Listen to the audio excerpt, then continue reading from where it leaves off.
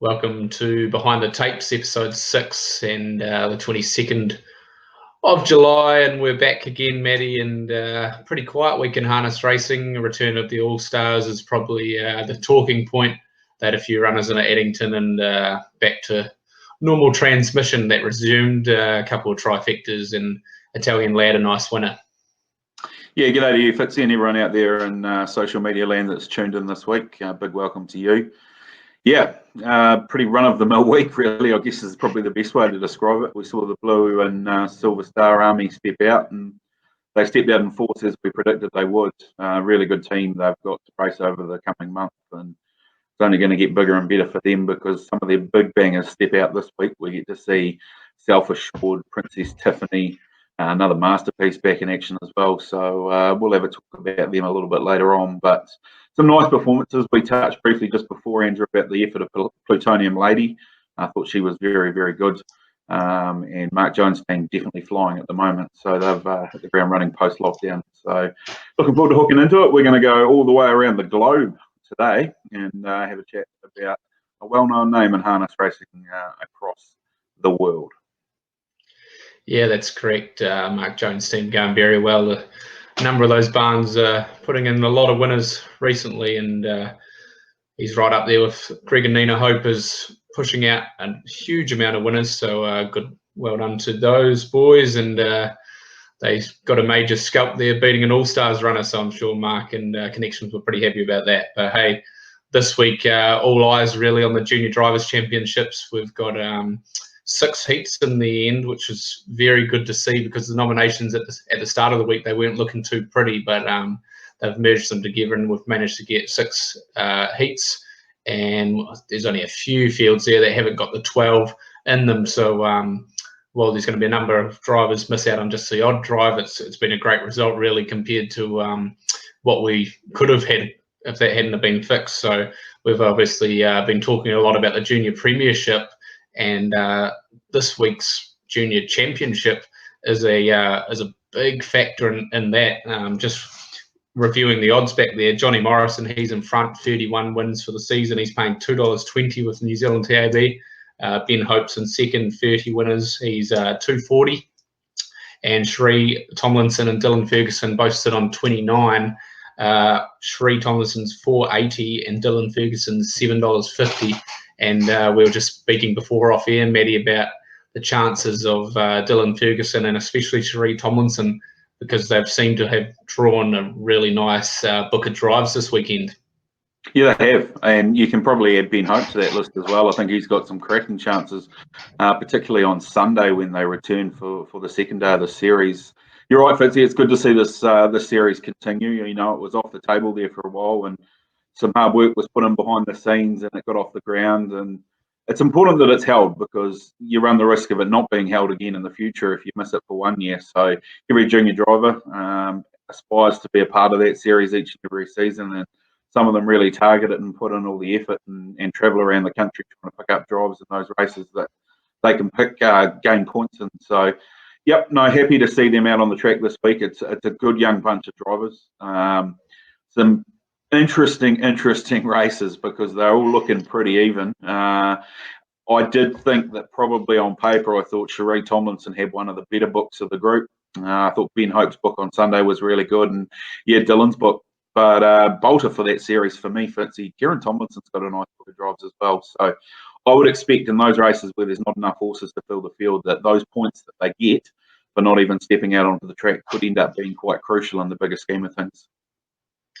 Yeah, Kieran Tomlinson got a very nice book, and as we spotted before, she's actually drawn the same horse Friday and Sunday, Standout. So not something you usually see in the junior driver champs, is that she'll effectively drive the same horse both times. So hopefully, hey, you might be getting major points there for her on both days. But yeah, Dylan Ferguson, C Mark, Eastwood Isabella, who's been going really well, and Rogie Falls. So that $7.50 for me might be worth a wee dabble. He might actually, the way the drives have fallen, Matty, with Shree Tomlinson picking up the player on Friday night, plus another couple of good chances, I wouldn't be surprised to see her pick up a couple of winners, and I wouldn't be surprised to see Dylan, of the 14 drives he has this weekend, split between obviously Waikato and down here. I wouldn't be surprised to see him pick up a couple of winners, and we could go into next week with just 2 meetings left in the season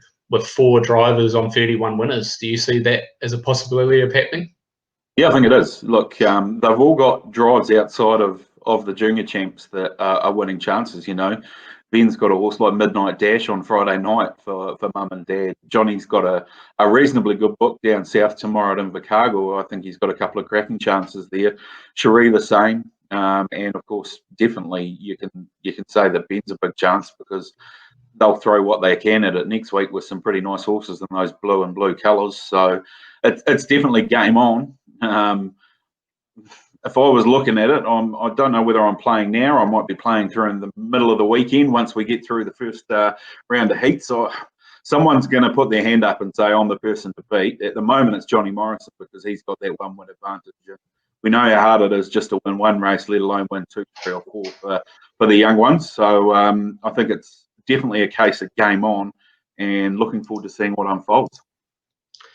Yeah, very interesting market, and a very interesting couple of days to look at. So really interested and excited to see those juniors do battle. And as I said earlier, very happy to see it get off the ground and get cracking. But hey, as we mentioned earlier, All Stars have returned, and really good to see a 6-horse field. I know it's only a 6-horse field, but some of the better open class paces are resuming this week at Addington on Friday, and you've got a few words to say on some of them while I get the video of Princess Tiffany up. You've got Henry Hubert, Heisenberg, Classy Brigade, and then the 3 from the All-Stars. Of course, the first 3 all from the Robert Dunn stable: Princess Tiffany, Another Masterpiece, and Self-Assured. So 6 quality animals. Sure, it's light on numbers, but at the end of the day, it's certainly not lacking anything in the quality department, that's for sure.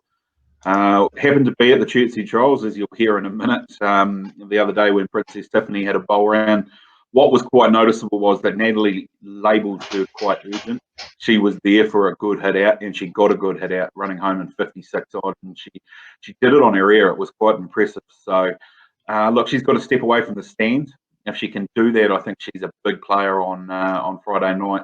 I thought she was really forward, but the Dunn team will be ready. We know they take them to the races ready to rock and roll.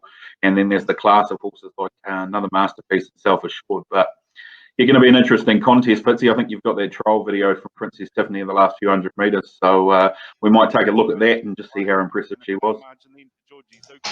Speed right on, tip of the 500 metres left to go, and it's Princess Tiffany from I'll Write the Story.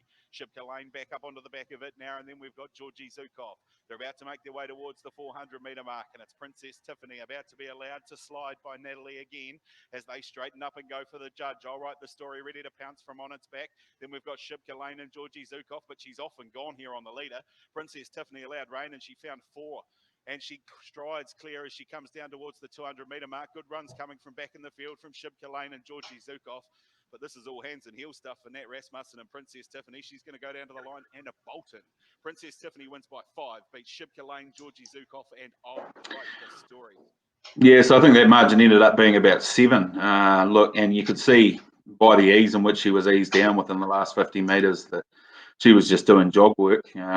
Look, to be fair, she wasn't beating much behind him, but the time that she ran, 2:57, it's pretty quick even for race day at Ashburton. They don't go an awful lot quicker than that. So, and home in 56, I think she rated a 1:58 mile rate. So she's ready to rock and roll, but she's going to have to bring every bit of that class on Friday night. So looking forward to seeing her step out, and she's a quality mare. So it's nice to get the ball rolling, I guess you could say, Fitzy, as we start to just casually glance over the horizon towards the second Tuesday in November. Yeah, very exciting to see quality horses like her and a couple of her stablemates, Self-Assured, back, and obviously Classy Brigade, Henry Hubert, who was very good in the New Zealand Cup too. So I'm excited to see him with another 6 to 8 months under his belt, and with that previous experience of the open class grades. So although it's a 6-horse field, and as we've seen before in these fields, they're going to be very tactical, it's probably you know, with Henry Huber and Heisenberg, sorry, off the front tapes, could be leader dominated again by them if they're able to get away with sectionals. So it's not a great form race to look into or watch, and probably not for me personally a good betting race. If I was going to have a play at something, it would be something like Class Brigade, who's been trialling really well and stepping very quickly, just purely on the basis I think he could step, and the front would be there for him, and he might be able to get away with cheap sectionals and be too good. But really excited to see them back, and I can only see more of those horses jumping into that field over the next few months, especially the next month, because they've all been at the trials and they're probably just a week away or 2 weeks away. So hopefully they have another race like that in a fortnight's time for them, and we see 8 to 10 of them there, and even more exciting open class racing. But well, we're talking about open class racing and exciting racing. A few would have seen that, and a few love to keep an eye on Dexter Dunn, and boy, he's having a great time up there in America, and driving a heap of winners and driving a lot of stakes winners, and he's got on some really nice horses, really big group of horses too. And I think they were speaking today at the trials, he's jumped from 7th in the Money One for this year up to 4th just after the weekend. So we're going to have a look at a couple of videos here, Matty, of him, and really dominated this race that we're going to show, which is Major Occasion, driven by Dexter, and driven by Dexter, an Australian bred. Beat Sharton up the lane, paying 50 to 1 with Dexter on the bike, and third was another Australian horse. So the Down Under Stars are really dominating up there, and so are our drivers. So while we're here, we'll look at Dexter get this one up the lane, and they rated a really good time. And yeah, really good to see Dexter doing what Dexter did and done down here, and winning races. A perfect trip. 121 and 1 for 3/4. Sharton first over. It's Sharton kissing in the sand on the inside, trying to answer. Major Occasion squeezing on through at late pace, and Soho Burning Love right there on the outside. Sharton put to the test. Major Occasion looking for a huge upset. Major Occasion 50 to 1 with Dexter Dunn. Then it's close, either Soho Burning Love or Sharton and Kissing in the Sand. It's a major upset for Major Occasion. 50 to 1 with Dexter Dunn as he sneaks up the rail there to beat Sharton and Soho Burning Love. So really good to see 148. Dexter's flying up there. Is there anything, Matty, that you've got to say? Well, you know, it's what we witnessed for more than a decade here in New Zealand. Dexter Dunn in his absolute best. Look, I don't think New Zealand, and I talk racing in general and sport in general, markets what Dexter's doing up there enough. He's achieving remarkable feats. I actually had a look, an updated look at the stakes standings for drivers. He's actually moved up to 3rd. So his stake earnings for the season sit at $2.4 million. He's 600,000 off Tim Tetrick with Aaron Merriman in second on 2.5 million. So he's not that far off second. And he's got some big drives coming up and some big races. Manchego was another impressive winner for him on the weekend. Are we surprised? No, it's Dexter. He's just immersed himself in life up there, and he's got accustomed to the driving style, and he's got himself attached to some really nice horses. And that was always the thing they said when he first went up there was, if he can find himself a couple of nice horses, he's going to be right in the mix. And, you know, he got horses like Better Wish and then Manchego at the end of last season that have just really elevated his prominence in the driving ranks over there. Remarkable lifestyle they live. They're just constantly driving, and if they're not driving, they're flying or driving to another race meeting to drive at. So it's hectic, you know, on the few things that I've seen Dexter talk about his life over there. So long may it continue. It's great for the down under breed that we've got these horses going over there and performing so well. No mean feat by Major Occasion to beat Sharton. She's the mirror of the world in the harness racing eyes. Of course, Kiwi bred. Yeah, just wasn't quite good enough to hold off Major Occasion. A typically well-timed Dexter Dunn to get Dexter Drive to get up the lane and win it. So he's flying, Fitzy. There's no doubt about that. But did we really expect anything else? No, we didn't expect anything else when he went up there. I think we all as Kiwis and even the Australians knew he would go up there and do a job, just like Andy McCarthy is flying the Australian flag. But some really good winners there. We're just going to play the Meadowlands Pace, which was won by Tall Dark Stranger. And boy, this is a win. We'll bring the video up and you'll be able to see, and you'll be able to just look at the early sectionals that they run. We're just going to look at the last 600, but out the gate 25.4, and they've got to the first 853.2. Unheard of down here, really, but this is a win and a half, and I thought we'd better bring this up because, boy, you don't see horses kick back like this every day, and Son of Better's Light, so expect him to see him at stud very soon, but we'll just take him in right now. On the outside, threatens now second. Captain Kirk is locked in the box third. Passing 3/4, Alleywag, Hanover a golden second, over Trip in fourth.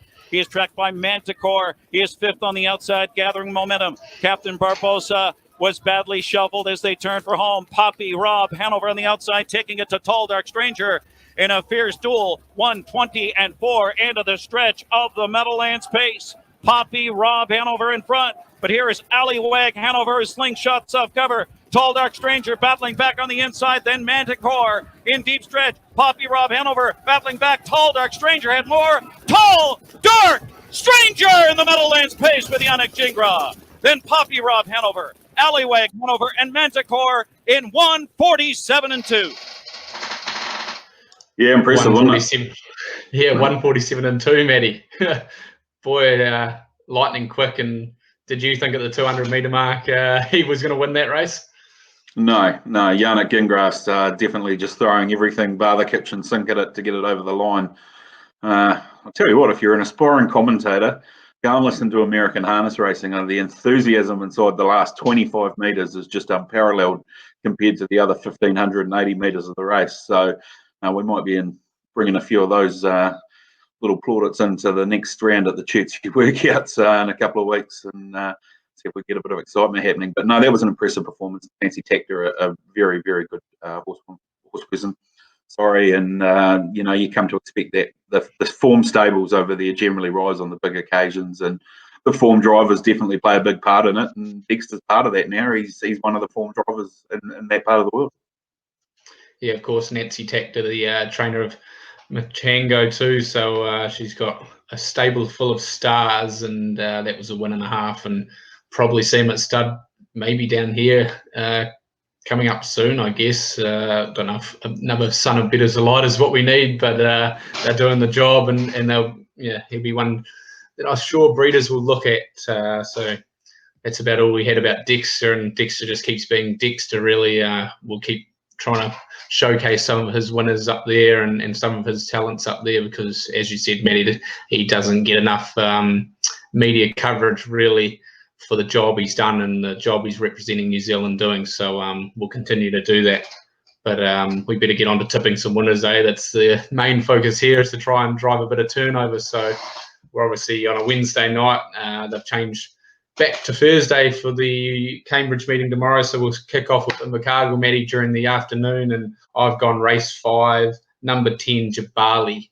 It's been going super of late. Sat park last start and just did a bit too much work, and Sarah O'Reilly takes the reins, so I thought he would be a good each-way bet tomorrow afternoon. What did you think? Yeah, next race 6, I went for a Canterbury Raider from the Ivan Court stable, 𝑩𝒆𝒄, Johnny Morrison on the bike. 3 good runs since resuming from lockdown. There was runs there and behind. Daryl Kerrigan might have been second behind it. That was 2 starts ago, and then a good run for 4th last time.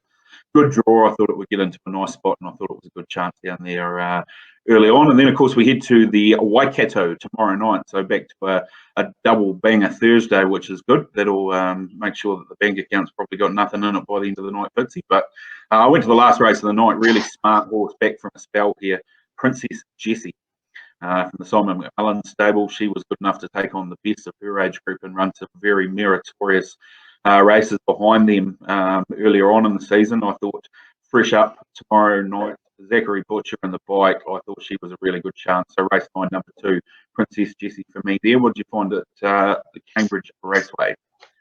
Yep, I'll go to the first race of the night, and number 2, Miss Slippers. I just thought she's a genuine wee trotter that does everything right, got good manners, and probably gives Dylan Ferguson a really good chance to kick off his busy 3 days of racing with a winner and drag him right up to contention in that Premiership market, but over 2,200 metres standing start.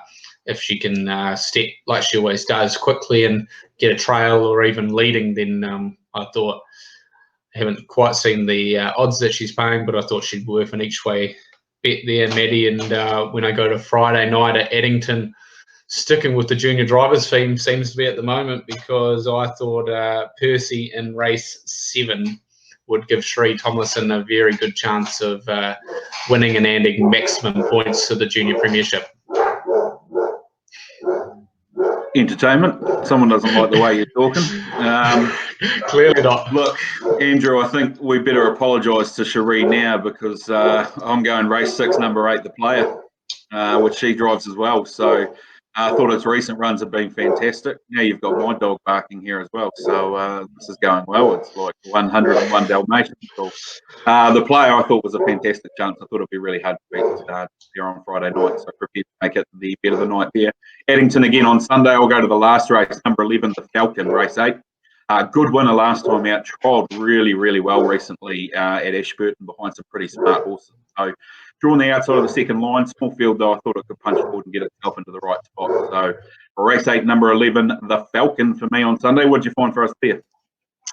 Yeah, hopefully those dogs stop barking very quickly, Matty. But race 3, number 5, I thought Calypso Rock was worthy of an each way bet. Just been going really good of late without too much luck in the running, and I thought it wasn't a great field. I thought if she rolled forward and was able to dictate or somewhere on the speed, that he might just be too tough. He's been putting in some really good performances of late, and just thought in that field it looks a very good winning chance, and hopefully he can provide me with tipping a winner on here tonight. Excellent. So that's the racing week for us. Hopefully, if 8 winners in there, we can only do better than what we did last week. So we live in hope. Look, I just wanted to finish tonight, Fitzy. Obviously, mental health's been in the news a lot this week, and it's been a tough time in the harness racing industry over the past 18 months to 2 years. And I just want to encourage anyone out there that's watching, you know, if you are battling to reach out and find yourself some help. Readily available. Harness Racing New Zealand posted a list of services that are available to licence holders at the moment, but it reaches further than that. You know, punters, breeders, owners, etc. There's no shame in asking for help. I think we've seen this week in particular mental health used for the wrong reasons, and I could talk all night about that particular incident, but I'm not going to, because it feels like it's all I've done this week.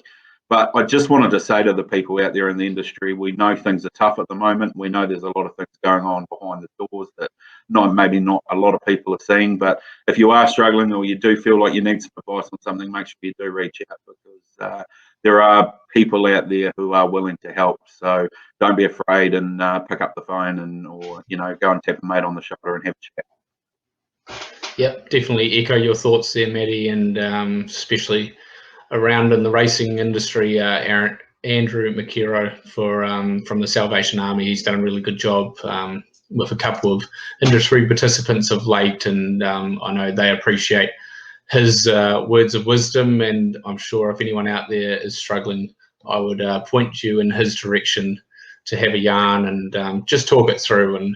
And yeah, as you say, it's a very important issue, but if you're struggling out there, there's definitely people out there to talk to and talk it all through. So definitely echo those statements, and that's about us, Maddie. A pretty quick fire show tonight.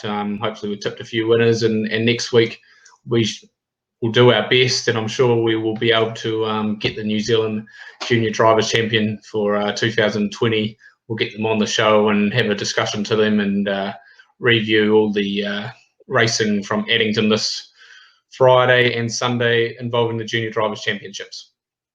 Yeah, looking forward to it, Fitzy. Obviously, getting towards the end of the season, it's probably time that we had a bit of a discussion about awards as well, because, you know, that time of the year, time to crown some champions in that field. So until then, toodaloo to you and to everyone out there in the harness racing world. Hope you have a good week, back a few winners, and get some money in the back of the pocket by Sunday night. Until next week, see you later.